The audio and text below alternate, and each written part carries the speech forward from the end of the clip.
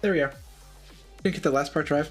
Well, oh, do I want to explain the story of this video?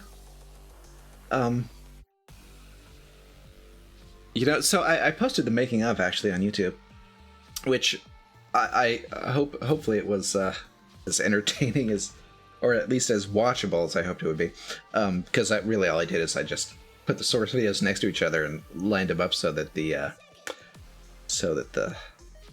they'd end at the same time.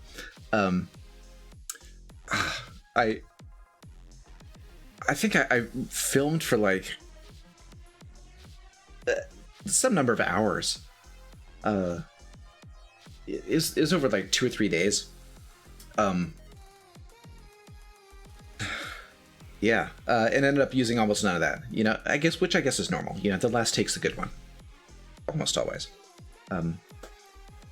So there is the idea behind the video there, the plot, I guess, which is not explained in the making of, but it does take a little puzzling to figure it out.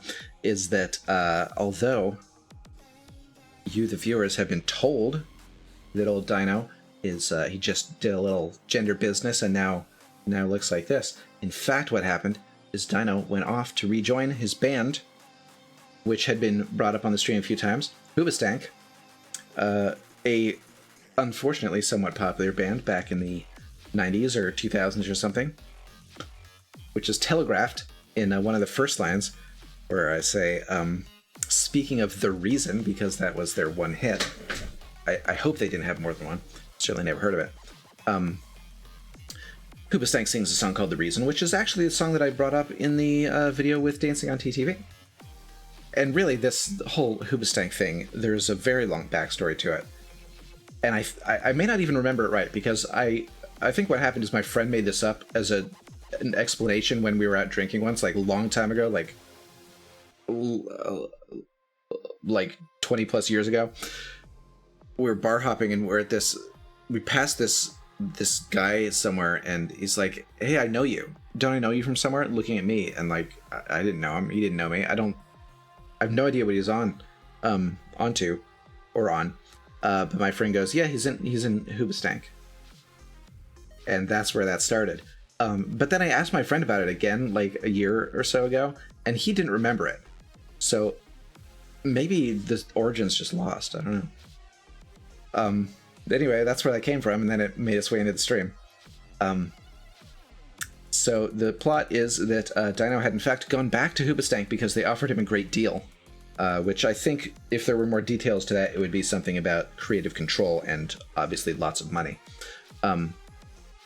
That's the deal it's hinted at. And his sister, Tara, took over the stream. And by the time she took over, Dino was like totally checked out. Like, he was off doing Rockstar stuff, and he paid no attention to the stream. Hasn't even watched it since he left, because apparently he cares more about Hoobastank than he does about the loyal people. And so Tara, instead of Tara thought that it would be implausible that she thought that you, the people, wouldn't believe that Dino would go back to Hoobastank because of constantly talking shit about them, because Hoobastank's terrible. They're basically like Bastille, but 20 years earlier.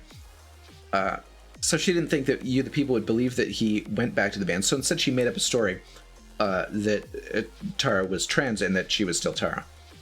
And so, for some reason, Dino is back to visit or something, and there was a little bit more about like what he was doing at the house. But he pops in on her while she's recording a video in which she was going to explain what had just gone on, gonna break the news to the people and say, "Hey, I'm really Tara's sister. Tara's not trans." And ended up essentially making the same announcement accidentally, because it was revealed during this conversation between the two of them, which was accidentally recorded.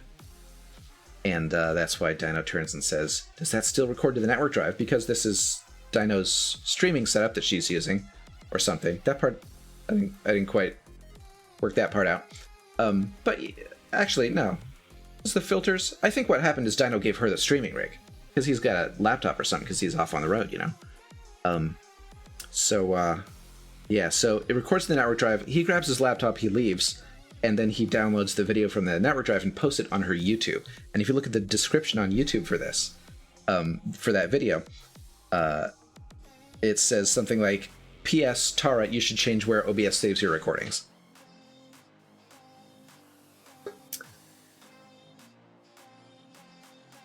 And then the very end, the last scene there where I mentioned that it was Trans Day of Visibility, March 31st, which it was, very coincidental, I think. I planned to release this on April 1st because I wanted an April Fool's video because I love doing that kind of thing and hadn't done a big April Fool's thing for a while.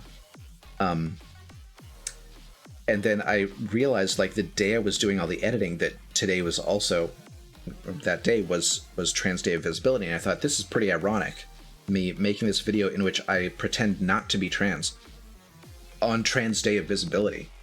This is really Trans Day of Invisibility for me, isn't it? And I was a little worried about that, actually. I didn't want to, like, you know, harsh the vibe or something if people were going to care about that. But I ran it past a friend and they said, you know, it's great. I think it works great. So I did.